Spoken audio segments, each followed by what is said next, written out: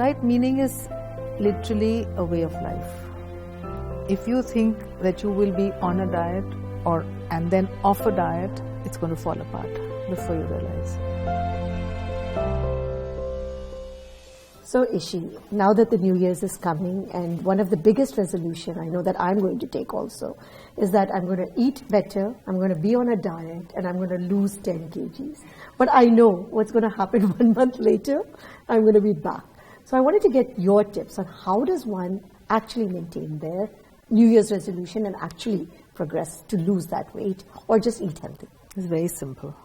As long as you know the right meaning of the word diet, it can't fail you. So what is that right meaning? The right meaning is literally a way of life. If you think that you will be on a diet and then off a diet, it's going to fall apart before you realize. So whenever you begin, whatever you begin, I tell my patients, are you ready to take this on as a lifelong process? Then start. Otherwise, it will be back before you realize. So this being on and off a diet is itself flawed. So that's why you go through that yo-yo. Yeah, because I mean, absolutely. Whatever you have done, it's like exercise. If I do exercise for this month, it will give me benefits for this month and maybe 15 days beyond. And after that, it is zero. If I exercised 10 years ago, it has no meaning for me today. The food, as long as you're eating right, it will be fine for you. If you stop that, you start eating badly, it will come right back. So you need to understand what works for you. You need to know yourself. Like I said earlier in the interview, that it's the 5 Ps, that you need to know your peak hunger time. You need to plan.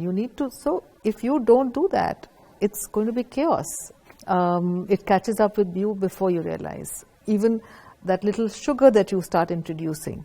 So there are ways of dealing with it. Now what I'm saying doesn't mean, should not be interpreted as I need to be virtuous every single day. That the diet means no. The diet actually means very serious, simple principles. It means moderation, it means balance, it means portion control.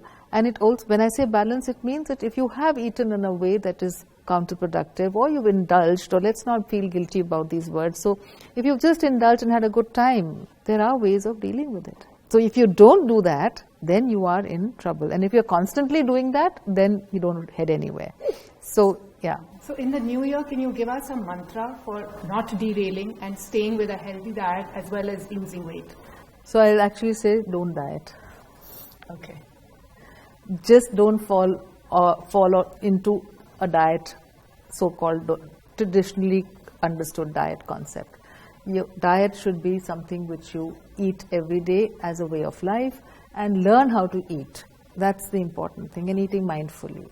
And the other aspect of eating mindfully includes the fact that you must be nutritionally adequate.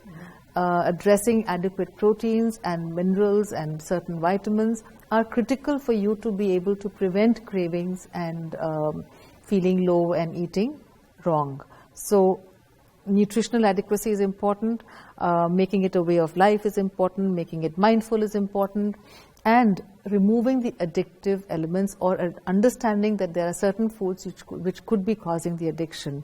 And among the not so difficult ones are, of course, caffeine, and you can deal with that.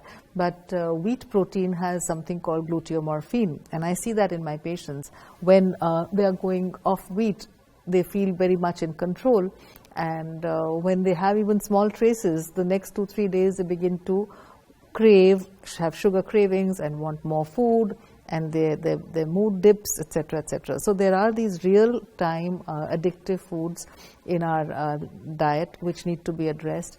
And lastly, adding foods, just removing is not good enough. Replacing them with the right kind of alternatives is important.